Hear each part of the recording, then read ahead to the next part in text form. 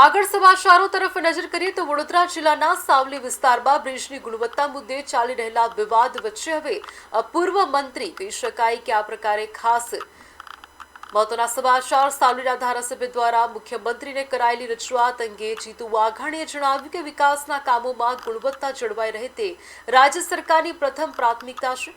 તેમણે કહ્યું કે લોકોના પ્રશ્નોને લઈને ધારાસભ્ય દ્વારા રજૂઆત કરવી સ્વાભાવિક બાબત છે। જીતુ વાઘાણીએ વધુમાં જણાવ્યું હતું કે સમગ્ર મામલે જવાબદાર વિભાગ દ્વારા તપાસ કરવામાં આવશે।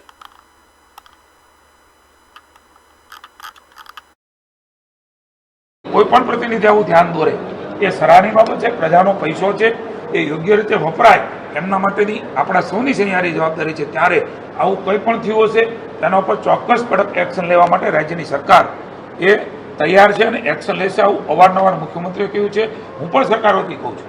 આવી કોઈ પણ ગડબડી ક્યાંય પણ થતી હોય તો રાજ્યની સરકાર ચલાવવા માંગતી નથી, એમના ઉપર ઠોસ એક્શન લેવામાં આવે છે, ભૂતકાળમાં પણ લીધા।